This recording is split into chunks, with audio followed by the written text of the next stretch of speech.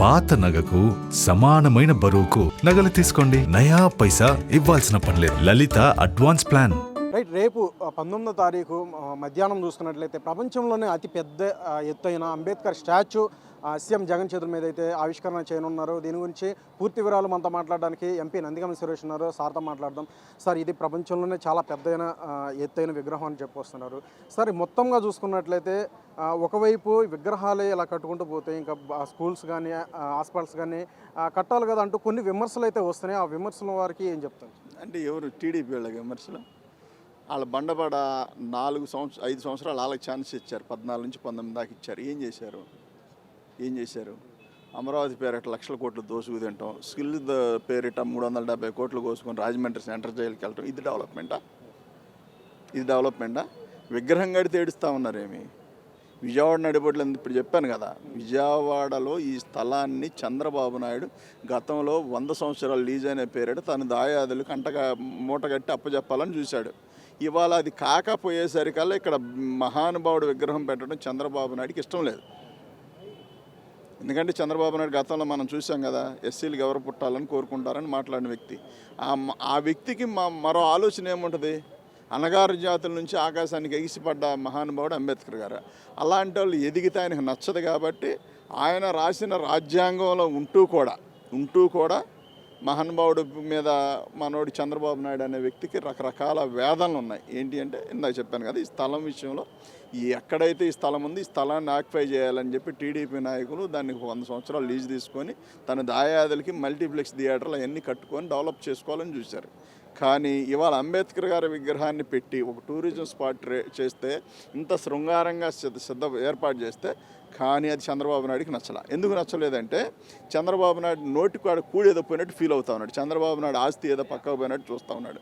చంద్రబాబు నాయుడు ఇవాళ ఏడుస్తూ ఉండటమే మొదటేం కాదండి. చంద్రబాబు నాయుడు పదవి చేపట్టిన దగ్గర నుంచి చంద్రబాబు నాయుడు మీరు బాగా గమనించండి, చంద్రబాబు నాయుడు అనే వ్యక్తి పార్టీ ఆయనది కాదు, ఆయన సీఎం సీట్ దక్కించుకున్న అది ఆయనది కాదు, ఏకంగా సైకిల్ ఆయనది కాదు. అవన్నీ కూడా ఒకళ్ళ దగ్గర నుంచి ఆక్యుపై చేసి, అంటే తన బుద్ధి మొదటి నుంచి రాజకీయ చరిత్ర అంతా చూడండి, ఎక్కడో చోట నుంచి లాక్కొచ్చుకునే గుణం అతనికి ఉంది.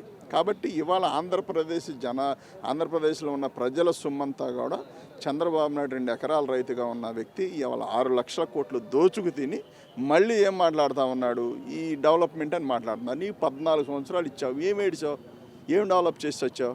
ఒక రోడ్డు పోసి సిఆర్డీ రోడ్డు పోసాడు. ఒక రోడ్డు కిలోమీటర్కి 8 కోట్లకు అడిగి తీసుకున్నాడు. ఈ బంగారంతో పోసాడా? అభివృద్ధి అనే అంటే చంద్రబాబు నాయుడు అభివృద్ధి అనే ఒక పదం వాడుకుంటూ లక్షల కోట్లు స్కామ్ చేయడానికి చూస్తాడు. గతంలో మీరు ఈ రోడ్డు కూడా చూడండి, చంద్రబాబు నాయుడు వేసాడు రోడ్డు గతంలో 95లోనో ఎప్పుడు జరిగింది అది. 95లోనో చంద్రబాబు నాయుడు ముఖ్యమంత్రిగా, రెండోసారి ముఖ్యమంత్రిగా ఉన్నప్పుడు.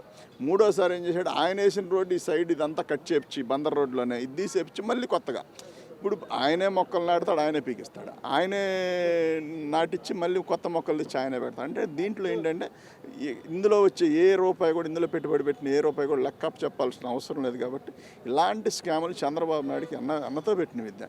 కాబట్టి ఈ ఏడుపులన్నీ ఏంటి అంటే మహానుభావుడు అంటే అంబేద్కర్ గారు అంటే చంద్రబాబు నాయుడికి నచ్చదు.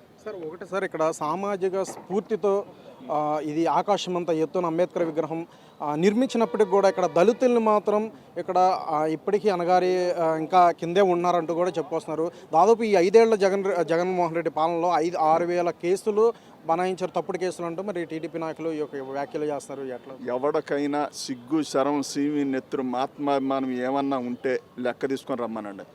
అర్థమైందా? లెక్క తీసుకొని వస్తే ఇప్పుడు మొన్న ఈ మధ్యకాలంలో మాలల పైన, మాదిగల పైన, బీసీల పైన, కాపుల పైన కేసులు పెడితే ఆ కేసులు చంద్రబాబు నాయుడు పెడితే ఆ కేసులు ఎత్తేపించింది జగన్మోహన్ రెడ్డి గారు ఈ మధ్యకాలంలో. ఇంకా సిగ్గుండొద్దు మాట్లాడడానికి. జగన్మోహన్ రెడ్డి గారు పక్షపాతి అండి, పేదల పక్షపాతి.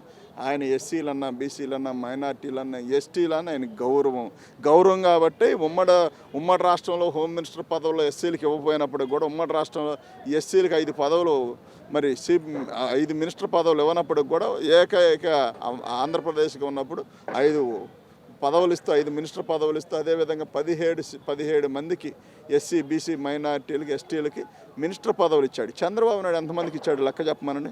ఎస్సీలను ఏడుస్తా ఉన్నట్టుగా పోనీ చంద్రబాబు నాయుడు ఈ ఎస్సీలకు ఎవడ పుట్టాలని కోరుకుంటున్నాడని మాట్లాడిన సందర్భాల్లో చాలామంది చాలాసార్లు అడిగారు, సార్ మీరు ఆ మాట మాట్లాడడం కరెక్ట్ కాదు కదంటే, ఇప్పటి వరకు చంద్రబాబు నాయుడు క్షమాపణ చెప్పలేదు. నేను గబాల్ని యాదృచ్ఛికంగా మాట్లాడాను, పెద్ద వయసు అయిపోయింది కాబట్టి ముసలితనం వచ్చింది, నేను అందుకే యాదృచ్ఛికంగా మాట్లాడేశాను. ఈనాటికి కూడా దాని విషయంలో సారీ చెప్పాలి చంద్రబాబు నాయుడు.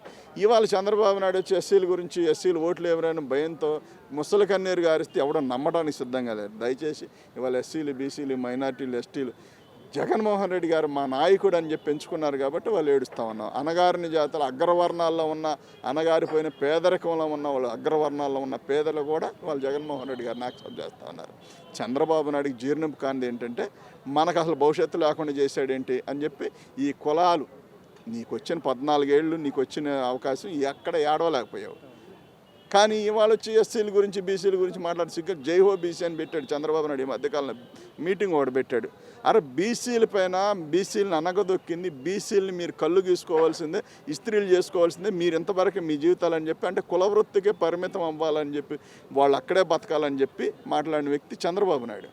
వాళ్ళు అక్కడ కాదు, వాళ్ళ బిడ్డలు కూడా ఎదగాలి, వాళ్ళ బిడ్డలు కూడా చదువుకోవాలని చెప్పి జగన్మోహన్ రెడ్డి గారు ఇంగ్లీష్ మీడియం తీసుకొచ్చి ఈ మధ్యకాలంలో ఆంధ్రప్రదేశ్ నుంచి ఐక్యరాజ్య సమితిలోకి వెళ్ళి మన పిల్లలందరూ మాట్లాడుతూ ఉన్నారు.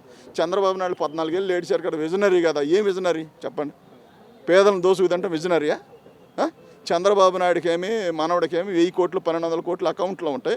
మా పేదవాడికి మాత్రం అమ్మఒడి అనే ఒక పథకం ద్వారా ఒక 15,000 వేస్తే మాత్రం ప్రజల సొమ్మంతా ప్రజలకు పెడతా ఉన్నాడు, దోచి పెడతా ఉన్నాడు, రాష్ట్రం అప్పులు పాలైపోద్దామని చెప్తాను. నీ దగ్గర ఉన్న సంపద అంతా ఈ రాష్ట్రానికి ఒకసారి పంచేయి.